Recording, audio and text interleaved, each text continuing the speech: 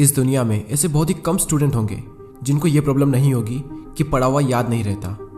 हम पढ़ तो लेते हैं लेकिन फिर भूल जाते हैं। तो अगर हम भूल जाते हैं तो फिर हमारे पढ़ने का मतलब क्या निकला? ऐसे में सारी मेहनत बेकार चली जाती है। वैसे पहले मैं आपको बता दूं कि अगर आप पढ़ा हुआ याद नहीं रख पाते हैं तो इसका मतलब ये बिल्कुल भी नहीं है कि आपका दिमाग कमज़ोर है। सोचो अगर आपका दिमाग हर चीज़ को याद रखने लग जाए तो एक दिन में हमारे साथ में कितनी चीज़ें होती है। दिमाग का कचरा हो जाएगा अगर दिमाग सारी बातों को याद रखने लग जाए तो। वैसे हमारा मेन टॉपिक है कि हम पढ़ा हुआ याद कैसे रखें। अगर इस प्रॉब्लम का सोल्यूशन निकल गया तो आपका टाइम भी बचेगा और आपको रिजल्ट भी बहुत ज़्यादा मिलेगा। पढ़ा हुआ सब कुछ याद रखना मुश्किल है, लेकिन फिर भी काफ़ी हद तक हम इसे कंट्रोल कर सकते हैं, लेकिन पूरी तरीके से नहीं। मैं आपको 3 तरीके बताने वाला हूँ। अगर आप यूट्यूब पर गूगल पर सर्च करोगे तो आपको कई सारी टिप्स मिल जाएगी, लेकिन ये जो टिप्स मैं आपको बता रहा हूँ ये मेरे पर्सनल एक्सपीरियंस से और काफ़ी रिसर्च करने के बाद मैं आपको बता रहा हूँ। आप यकीन मानिए कि ये 3 टिप्स इतनी ज़्यादा इफेक्टिव है कि इनको यूज़ करने के बाद आपका टाइम भी बचेगा और आपको रिजल्ट भी 2 गुना मिलेगा। तो पहला जो पॉइंट है वो है स्टडी लेस स्टडी गुड। भले ही कम पढ़ो लेकिन अच्छा पढ़ो। विल परेटो ने इस दुनिया को एक महान सिद्धांत दिया जिसे कहा जाता है 80-20 का रूल्स।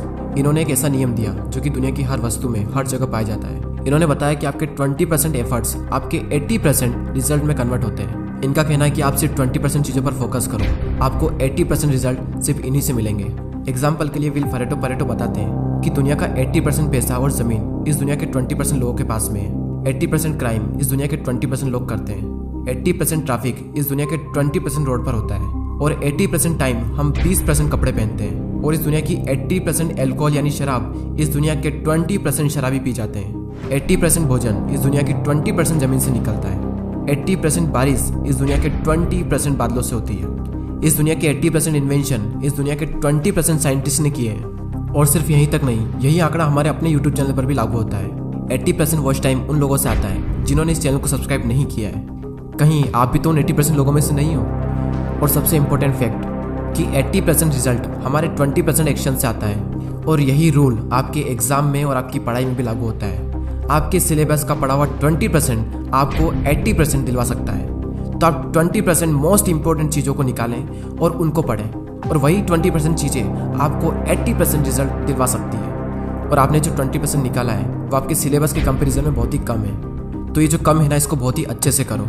और यही था हमारा first point, study less and study good. दोस्तों, मैंने भी कई बार ये गलती की है कि जितना पढ़ना होता है उससे हम कई गुना ज़्यादा पढ़ते हैं, और इसका रिजल्ट ये होता है कि हमें जो याद रखना चाहिए वो भी हम भूल जाते हैं। एग्जाम में अब वैसे भी ज़्यादा दिन नहीं बचे, तो आप इस रूल को यूज़ करके काफ़ी अच्छा रिजल्ट पा सकते हैं। अब नेक्स्ट जो पॉइंट है वो है स्टडी इन मॉर्निंग। और ये जो पॉइंट है ना, ये मेरा फेवरेट पॉइंट है, क्योंकि मैंने अपनी लाइफ की ज़्यादातर पढ़ाई सुबह ही की है।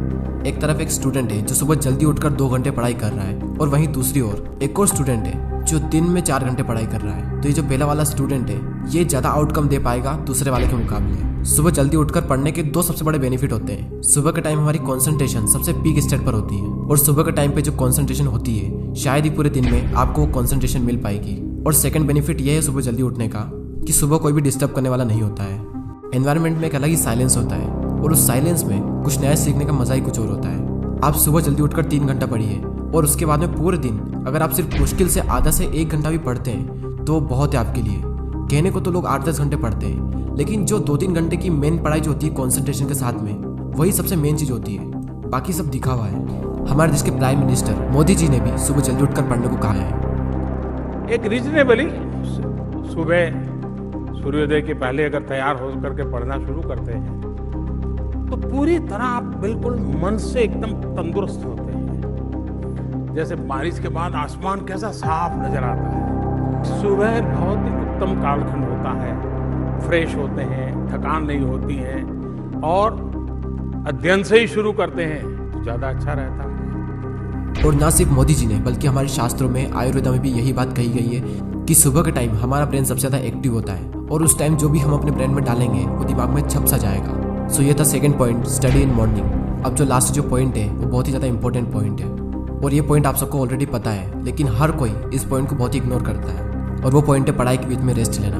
कुछ लोग होते हैं जो रेस्ट ही नहीं लेते हैं, और कुछ लोग ऐसे होते हैं जो बहुत लंबा रेस्ट लेते हैं, और इस बीच में कुछ लोग ऐसे होते हैं जिनकी पूरी ज़िंदगी रेस्ट लेने में निकल जाती है, और एंड में वो खुद रेस्ट इन पीस हो जाते हैं। पढ़ाई के बीच में कितना रेस्ट लेना चाहिए ये मैं आपको नहीं बताने वाला, ये आप खुद तय करें अपने अकॉर्डिंग। आपको फिर से एनर्जी प्रोड्यूस करने के लिए कितना टाइम चाहिए ये आपको आपके अलावा कोई नहीं बता सकता।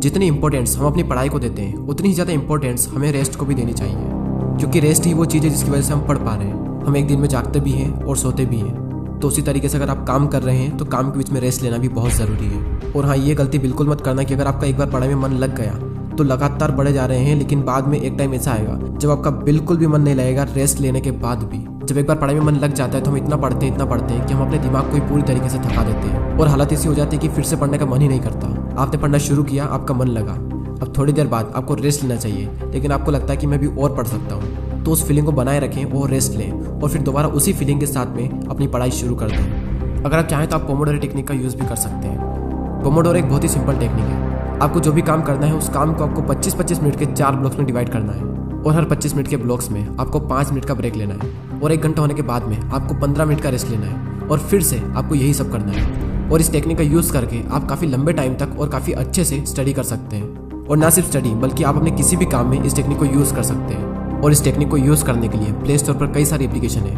आपको जो भी अच्छी लगे वो एप्लीकेशन आप डाउनलोड कर सकते हैं। चलिए अब हम उन तीनों पॉइंट्स को एक साथ देख लेते हैं और ये भी देख लेते हैं कि हमने इस पूरी वीडियो में क्या सीखा। हमारा जो मेन टॉपिक था वो ये था कि पढ़ा हुआ याद कैसे रखें, और उसके सॉल्यूशन के लिए हमने 3 पॉइंट्स देखे, जिसमें से पहला है study less study good, second है स्टडी इन मॉर्निंग और थर्ड है रेस्ट लेना।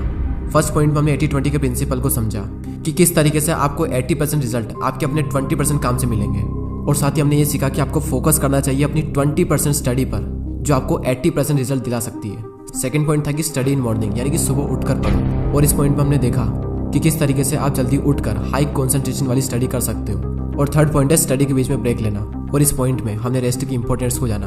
जितना इंपॉर्टेंट जागना होता है उतना इंपॉर्टेंट सोना होता है, उसी तरीके से जितना इंपॉर्टेंट काम करना होता है उतना ही इंपॉर्टेंट रेस्ट लेना भी होता है। और थर्ड पॉइंट में ही हमने पोमोडोरो टेक्निक के बारे में जाना। जो भी काम आप करना चाहते हो उस काम को 25-25 मिनट के 4 ब्लॉक्स में डिवाइड कर दें और हर 25 मिनट के बाद में 5 मिनट का ब्रेक लें, और जब पूरा 1 घंटा हो जाए तो उसके बाद में 15 मिनट का रेस्ट लें। और इस टेक्निक का यूज़ करके भी आप लंबे टाइम तक काफ़ी अच्छे से पढ़ाई कर सकते हो।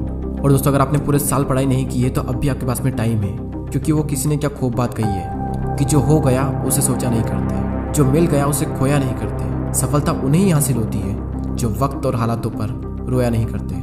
अगर आप अब भी शुरू करते हो और दिल लगा कर मेहनत करते हो तो अब भी आप कई लोगों से आगे निकल सकते हो। बस मेहनत खामोशी से कीजिए और इतनी मेहनत करो कि आपकी सफलता शोर मचा दे। अब वैसे ही बहुत टाइम निकल चुका है और एग्ज़ाम बहुत नज़दीक है, और जब इतना कम टाइम बचा है तो बैठे बैठे ज़िंदगी बर्बाद ना कीजिए, क्योंकि ये ज़िंदगी मिलती है कुछ कर दिखाने के लिए। रोके अगर आसमान हमारे रास्ते को तो तैयार हो जाओ आसमान झुकाने के लिए। अब बात आती है उन 80% लोगों की जो वीडियो तो देखते हैं लेकिन सब्सक्राइब नहीं करते। यूट्यूब पर आपको वीडियो बिल्कुल फ्री में मिल रहा है और सब्सक्राइब करने का भी यूट्यूब आपसे पैसा नहीं लेता है, तो फिर मैं ये सोचता हूँ कि आप सब्सक्राइब क्यों नहीं करते। दोस्तों, बहुत मेहनत लगती है वीडियोस बनाने में। आपका एक सब्सक्राइब और एक कमेंट मुझे बहुत मोटिवेट करता है आने वाले टाइम में इससे भी अच्छे वीडियोस बनाने के लिए। मैं लेता हूँ आपसे अलविदा। Thanks for watching.